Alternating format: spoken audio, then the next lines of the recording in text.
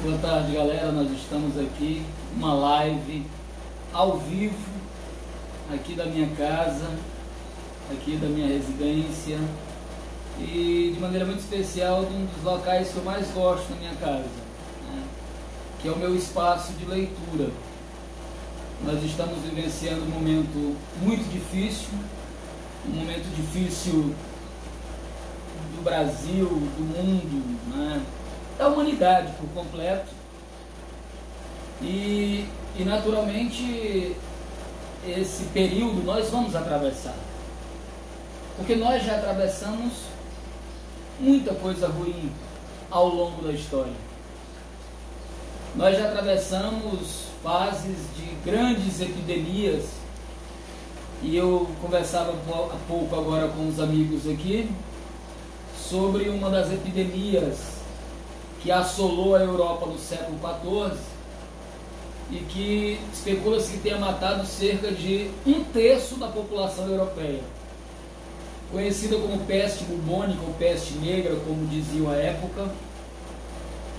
Foi de fato um período muito turbulento da história da Europa e que inclusive terminou gerando a crise de toda uma estrutura econômica que a gente na escola aprende com o nome de feudalismo, mas e que mexeu naturalmente com a história da Europa, do mundo ocidental, e portanto abalou a história da humanidade, né? Então, em épocas de novo coronavírus, nós vamos superar. A gente precisa ter muita fé, a gente precisa confiar nas boas ações dos governantes, aqueles que as têm, mas a gente precisa, sobretudo, acreditar que o nosso amanhã será bem melhor do que hoje.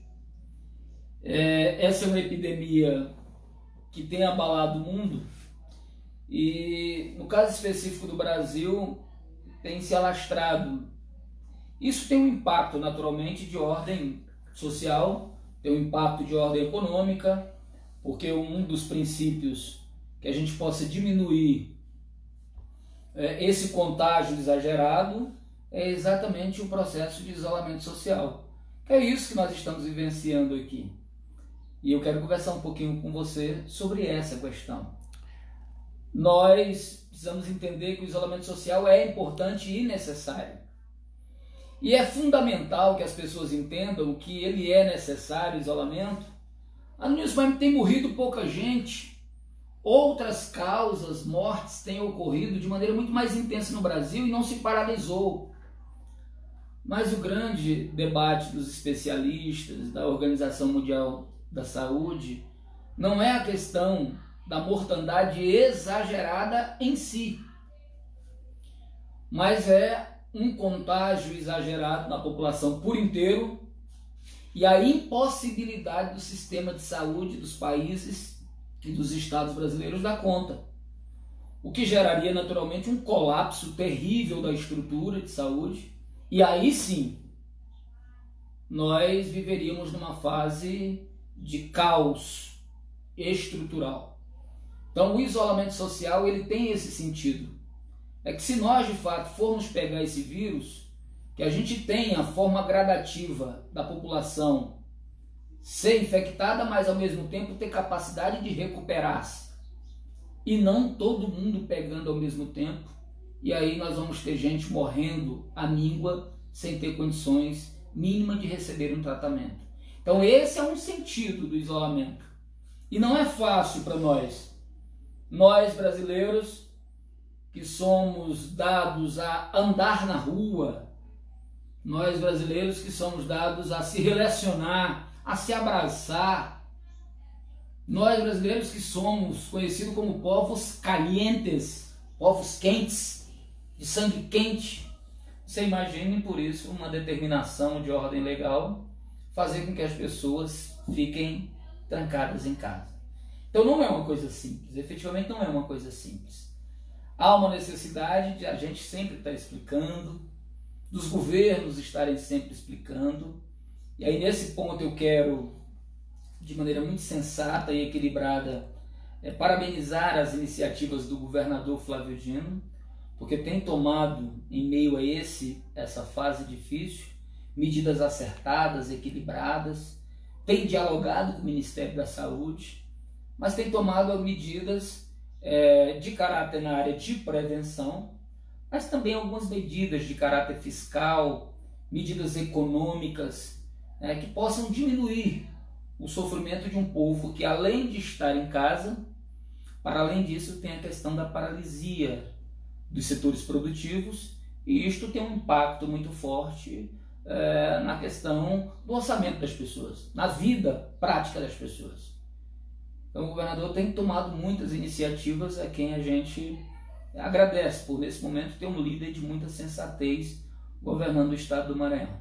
Mas, naturalmente, é fundamental que nós tenhamos também a ideia de dizer o seguinte: olha, nós estamos de quarentena, temos que ficar em casa. E o que fazer em casa? Às vezes a gente tem uma dificuldade, a gente vê muito piada de internet. Eu vi uma recentemente que dizia o seguinte: olha, eu estou há 20 dias trancado com minha mulher em casa. Descobri agora que ela é até gente boa. Ou seja, as pessoas brincam porque, de fato, na vida, no nosso cotidiano, na maluquice da vida real, às vezes a gente não dá assistência devida às pessoas que moram com a gente. A gente não tem o acompanhamento, às vezes, dos nossos filhos como nós deveríamos. E, às vezes, na própria relação conjugal, o marido sai pela manhã, a mulher vai trabalhar para o outro lado, só se encontram à noite já cansados, enfim. E, às vezes, nem conversa sobre como foi o seu dia. Então, isso é terrível, muito forte. E agora não.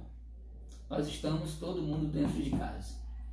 Então aí a gente precisa trazer, e é isso que eu quero trazer aqui, nesse espaço que eu adoro, eu gosto muito de ler. Eu sou um socialista convicto, defendo as causas justas do povo e dos pobres. Eu aprendi a escolher as brigas pelas quais lutar, e ao longo da minha vida, nesses 45 anos de idade, eu sempre me defini pelo lado daqueles que mais necessitam de apoio. E uma das coisas que mais me faz formular as minhas ações são as minhas leituras. E eu leio bastante. Talvez não leia mais porque o tempo do trabalho não permite. Mas eu leio muito. Eu durmo muito pouco, Eu sempre costumo dizer que quem muito dorme, pouco vive. Então você não precisa dormir tanto. Eu costumo dormir todos os dias 1h da manhã. E todos os dias, 5h30, 6h da manhã, eu já estou de pé. E o dia inteiro de trabalho de muita intensidade. Então, nesse sentido, em épocas de quarentena, a gente tem feito aqui na minha casa algum revezamento de atividades lúdicas, porque eu considero atividades lúdicas. Ler para mim é um ato sempre festivo. Então aqui nós temos, além da leitura, nós temos os bons filmes, e eu acredito que você também está vendo bons filmes, Então outro dia eu estava vendo o Titanic, que é um filme clássico sobre aquele navio afundado no início do século XX, e que mexeu com a engenharia náutica da época.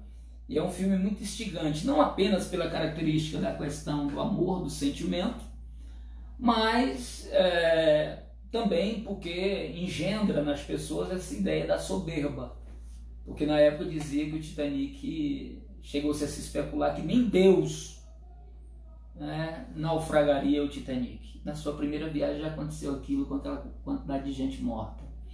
Então eu gosto muito também dos filmes. Eu estava lendo outro dia um comentário acerca de um filme muito bom, que eu passo para você, que é Um Sonho de Liberdade. Você já viu esse filme? Um Sonho de Liberdade. Anote aí e leia sobre este filme e depois assista.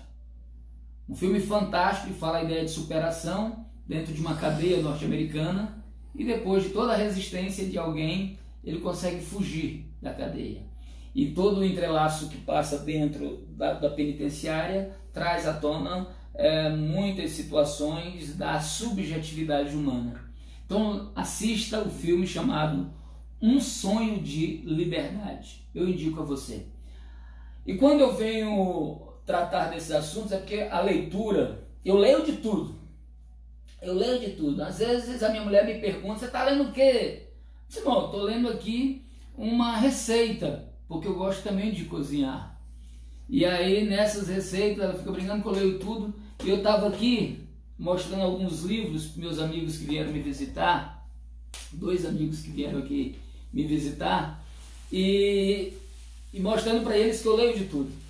Por exemplo, eu estava lendo essa obra, né, que é uma obra muito bacana, é uma obra importante, é uma obra, um clássico da literatura, que é a obra do Che, a obra do Ernesto Che Guevara.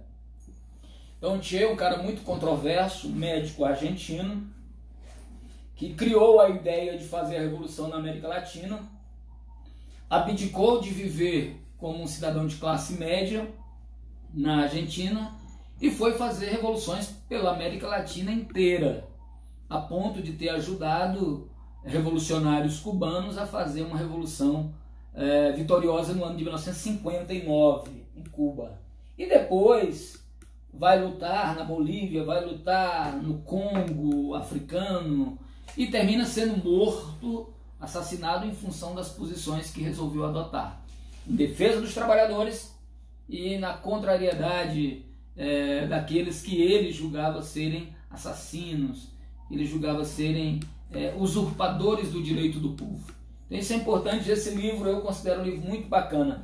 E aí quando falo também em livros bacanas, eu sempre leio, aliás, volto sempre, ele está até rasgadinho, porque eu leio muito o livrinho do Eric Hobsbawm.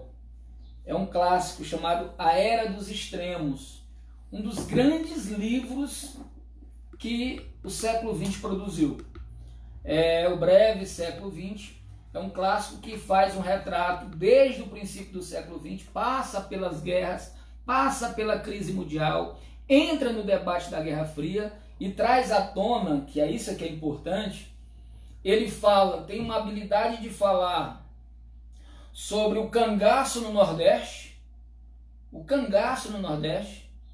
e ao mesmo tempo que ele fala do cangaço no Nordeste de Hobsbawm, numa das páginas, logo em seguida ele já vai falar sobre o jazz, a música norte-americana.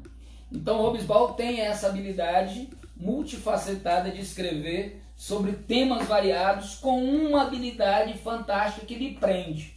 Eu convido você a adquirir essa obra fantástica, A Era dos Extremos, do escritor inglês chamado Eric Hobsbawm. E além de tudo isso, eu gosto de ler livros que falam de muita política. E vejam que, por exemplo, eu li bem recentemente um livro sobre a biografia do José de Ribamar Ferreira Araújo Costa, aquele que não tem Sarney no nome, mas adquiriu o nome Sarney do seu velho pai, que era o seu Sarney Costa. Sarney tem muita gente que não gosta, tem um setor que o admira, é de fato uma figura controversa, mas não se pode negar. Foi um líder político de grande peso. Alguns chegam a dizer que tenha sido um dos mais vitoriosos políticos do século XX no Brasil, a figura de Sarney. Embora é sempre bom dizer que o fato de você ser vitorioso politicamente não quer dizer que você tenha sido ou obtido vitórias administrativas. Então Sarney, que vai completar agora, no próximo dia 23, 90 anos de idade, nasceu em 1930, se transformou governador aos 35 anos de idade e depois do exercício do governo do estado passou a exercer um poder por mais de 40 anos. Aqui e acolá um ou outro não se dava bem com ele, mas o exercício das estruturas do estado. Então esse livrinho, escrito pela doutora Regina Echeverria, ela traz de fato muitas nuances da vida política desse cara que é maranhense, da cidade de Pinheiro, ali da Baixada Maranhense, e se transformou em presidente da República. Então nós tivemos o Sarney como um ícone de uma geração inteira. É lógico, muitos vão dizer, mas está acabado, está desestruturado. Há 90 anos. Tem que de fato nesse momento cuidar dos seus bisnetos e tataranetos, Sarney. De fato está saindo completamente da linhagem política do Maranhão.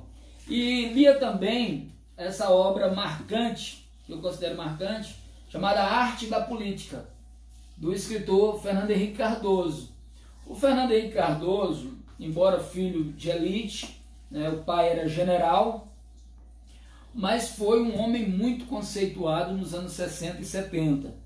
Se transformou em doutor muito cedo, passou a dar aula em universidades europeias e americanas, passou a ser professor da USP, até o período que foi cassado pela ditadura como professor, virou presidente da República, foi por 2 vezes presidente da República, e um grande político, uma figura de grande destaque. E nesta obra aqui, que é uma espécie de biografia, ele vai contando os causos da vida política por onde ele passou. Então eu li recentemente esta obra, considero também uma obra importante para a gente fazer uma avaliação dentro de uma visão sobre a política brasileira na visão do escritor Fernando Henrique Cardoso, que é sociólogo, professor renomado no mundo inteiro e também está vivo e de vez em quando, embora mais do ponto de vista virtual, consiga de fato manifestar as suas posições políticas, né? Uma outra figura que a gente tem admiração pela história é escrito também nesse livro da doutora Denise Paraná, que eu considero também muito importante para fazer a leitura, que é sobre o Luiz Inácio Lula da Silva. Observe que eu falei aqui do Sarney, falei aqui do Che, falei aqui do Fernando Henrique, falando também do Lula. Porque o Lula ele representa um símbolo muito forte na história do Brasil, que é o símbolo daquela pessoa que de fato alcança o sucesso total. Ou seja, o Lula é pernambucano, ainda menino, saiu com a sua família miserabilizado, né, para aquela São Paulo dos anos 50 e 60, e se transformou numa grande liderança sindical, e dessa liderança sindical uma liderança partidária, e depois virou deputado federal em 1986, depois se transformou numa liderança nacional, vindo a conquistar o poder presidencial em 2002. Então Lula é uma figura, e detalhe importante, porque do ponto de vista de quem vem de baixo, de quem vem da pobreza absoluta, o Lula talvez seja o único presidente que teve essa história. Então é importante lembrar que a dona Lindu, que é a mãe do Lula, quando morreu, o Lula estava preso pela ditadura militar e sequer teve condições de acompanhar totalmente o velório da própria mãe. Quando o pai do Lula morreu em Santos, no litoral paulista, o Lula sequer foi avisado e o pai foi enterrado como indigente. Era uma pessoa que tinha problema com álcool, doente. Então você imagine alguém perder o pai nessas condições de muita pobreza e depois esse mesmo alguém virar presidente da República, e não somente presidente da República, mas eleger por 2 vezes o seu sucessor. Então é uma história brilhante, e a Denise Paraná ela traz fotos marcantes da vida do Lula desde quando saiu do sertão de Pernambuco. Então eu também indico essa obra, que é uma obra fundamental para uma leitura de mundo. É claro que o Lula não pensa como Fernando Henrique, que não pensa como Sarney, claro, mas eu estou trabalhando aqui para que você possa perceber a importância da leitura. E a leitura significa que você tenha uma visão ampliada sobre os diversos modos de ver o mundo. Então isso é muito importante. Eu gosto muito também da leitura das obras do Lira Neto, e ele traz uma sequência deste homem. O Getúlio, sem medo de errar, foi o presidente mais importante da história do Brasil. E mais importante por quê? Porque ele pegou o Brasil, ele assumiu o comando do Brasil num momento de muitas dificuldades. Você já deve ter ouvido falar numa tal de crise de 1929. Foi a maior crise da história econômica do sistema capitalista. E o Getúlio assumiu o poder no Brasil em 1930. E sem parar ficou 15 anos no poder. 15. Teve um hiato e logo em seguida volta. E fica mais 4 anos. Somado, significa dizer que o Getúlio Vargas governou o Brasil por 19 anos. E foi um presidente grande não apenas no seu tempo de governabilidade, mas foi grande no sentido das transformações. Então, quando hoje a gente fala de direitos trabalhistas, a imensidão dos direitos trabalhistas foram conquistados pelo povo na era Vargas. Mas não teve a luta do povo? Claro que teve, mas tinha um presidente para sancionar essas reivindicações. Então é um presidente muito importante, como a questão das férias remuneradas, como a questão da carga horária de trabalho de 8 horas, como a questão do direito de voto às mulheres, conquistado com muita luta em 1932, e o Getúlio consolidou isso na Constituição de 1934. Então aqui o Getúlio traz, o Lira Neto traz as obras, é uma sequência de livros do Getúlio, muito importante para você que deseja entender política. Política com um P maiúsculo. Não é essa politicagem, não é a politicalha, aquelas pessoas que se vendem, não. Eu estou falando de ciência política. Eu estou falando de entender a política na forma mais ampla possível. E aí eu trago para você essa reflexão.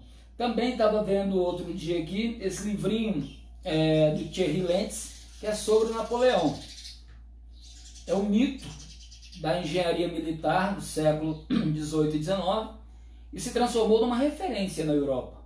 Napoleão Bonaparte, com 26 anos de idade, chegou a governar o país mais importante do mundo, com apenas 26 anos de idade. E era um gênio militar. A França se transformou num polo de poder e tentou exercer esse poder por toda a região da Europa, inclusive com extensão em algumas partes da América do Norte. Mas como todo gênio, comete seus erros. E ele, ao cometer erros, terminou perdendo espaço e terminou sendo preso, exilado e depois morreu em 1821. Mas é uma figura muito importante que requer a leitura. Todas essas figuras que eu citei aqui, seja o Lula, seja o Napoleão, seja o Fernando Henrique, seja o Sarney, seja o Che Guevara, são leituras importantes, mas elas mais importantes porque elas aparecem até em provas. Então você está fazendo um concurso público, está lá alguma coisa cobrando dessas autoridades, perguntando sobre a história deles. Você vai fazer um vestibular, um Enem, está lá, de novo, pergunta sobre o governo ou sobre as ações dessas personalidades. Então é muito importante que a gente possa, de fato, apreender, criar condições para fazer o exercício da leitura. Eu trago essa reflexão porque hoje nós estamos no momento de estar trancafiado em casa. Então nós precisamos, de fato, passar o nosso tempo. E uma das coisas mais importantes é você viajar sem sair de casa. E uma das viagens mais importantes que eu descobri ainda na adolescência, quando morava na minha pequena Presidente Dutra, de onde sou oriundo, de um povoado chamado Capabode, hoje descubro de fato que todos aqueles gibis que eu lia veloz e ferozmente me ajudou bastante um pouco numa leitura de interpretação da realidade. Então eu sempre convido os meus alunos, convido os meus amigos, convido as pessoas que têm alguma relação comigo a lerem. A leitura é muito importante. Ela abre portas, ela descortina os caminhos que às vezes estão de alguma forma neblinados, e é muito importante que nós entendamos a importância dela. Então, em épocas de quarentena, eu convido você a fazer leituras, muitas leituras. Nós fazemos aqui, na nossa humilde biblioteca, essa biblioteca que eu tenho montado ao longo do tempo, mas aqui já tem mais de 5.000 volumes, e em todo salão do livro a gente compra muito livro, compra livro pela internet, estimula, troca o livro, empresta livros, e a gente sempre faz isso com um carinho muito forte, que é o carinho de poder, cada vez mais, a gente poder interagir com as pessoas. Então eu deixo aqui o meu abraço para que a gente possa cada vez mais interagir, que a gente possa se relacionar através do conhecimento. E não tem coisa melhor do que gerar o conhecimento através da leitura. Um grande abraço e a gente vai se encontrar nas próximas lives com outros debates importantes do meu cantinho, da minha quarentena, conversando com você. Um grande abraço.